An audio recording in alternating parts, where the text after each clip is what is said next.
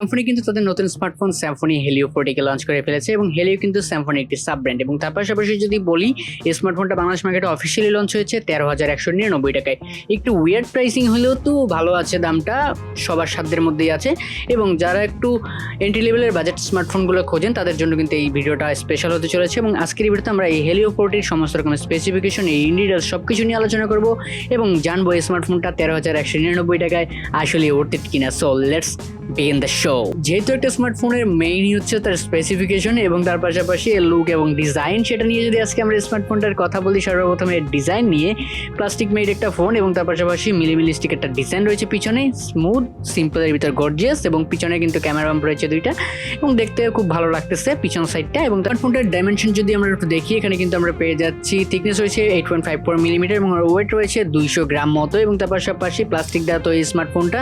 এবং স্মার্টফোনটাতে আমরা যদি একটু দেখি কালার হিসেবে কি কি রয়েছে, কালার রয়েছে Amazon green, cosmic gold, sunshine green, twilight gold, nebula sky blue, অনেক কালার রয়েছে। সো চয়েস অনেকগুলা, বেছে নিতে হবে আপনাকে। এবং আজকে চলুন আমরা এই যে মূল স্পেসিফিকেশন রয়েছে সেটা একটু জানি। সো স্মার্টফোনটার ডিসপ্লে সেকশন নিয়ে যদি আমরা একটু কথা বলতে যাই, স্মার্টফোনটাতে ডিসপ্লে হিসেবে আমরা পেয়ে যাচ্ছি কিন্তু 6.67 ইঞ্চির একটি IPS LCD প্যানেল এবং যেটি কিন্তু HD প্লাস একটি প্যানেল। তার পাশাপাশি এটাতে গরিলা গ্লাসের সাপোর্ট রয়েছে এবং তার পাশাপাশি 500 ডিসপ্লে রয়েছে, 480 নিট পিক ব্রাইটনেস রয়েছে, 90 হার্জ রয়েছে এবং তার পাশাপাশি এটাতে কিন্তু স্ক্রিন টু বডি রেশিও রয়েছে 86.0% এবং 264 পিপিআই ডেনসিটির সাথে স্মার্টফোনটা ডিসপ্লেটা কিন্তু জোস।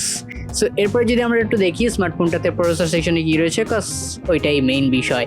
সো স্মার্টফোনটাতে আমরা কিন্তু প্রসেসর সেকশন হিসেবে পেয়ে যাচ্ছি MediaTek Helio G85 অক্টাকোরের একটি প্রসেসর এবং যেটাতে কিন্তু 8 কোর রয়েছে এবং তার পাশাপাশি 12 ন্যানোমিটার একটি অক্টাকোরের প্রসেসর এটি এবং তার পাশাপাশি জিপিইউতে রয়েছে মালি G52 MC2 এবং তার পাশাপাশি out of the box Android 14 রয়েছে এর অপারেটিং সিস্টেম হিসেবে, যেটা কিন্তু খুব ভালো একটি ব্যাপার এবং আপনারা কিন্তু এটাতে আপগ্রেড পেতে থাকবেন, যেটা Symphony বলতেছে আর কি।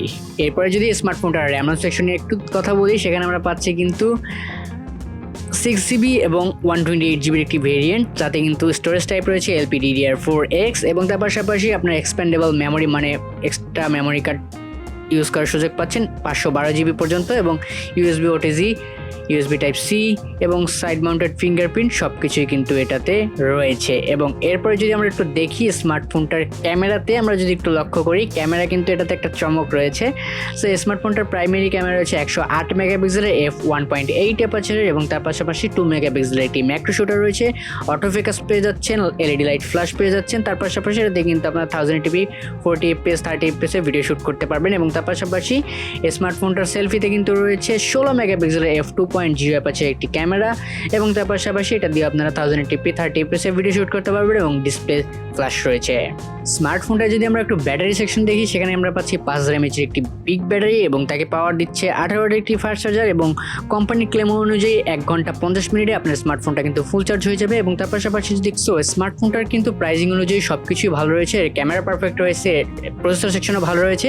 সো আজকের ভিডিওটা কেমন লাগলো অবশ্যই কমেন্ট করে জানাবেন, এই স্মার্টফোনটা কেমন লাগলো সেটাও কমেন্ট করে জানাবেন। সো আজকের ভিডিওটা এই পর্যন্তই, দেখা হবে নেক্সট কোনো ভিডিওতে নতুন কিছু নিয়ে। Till then stay safe, be happy, tata and chill bro.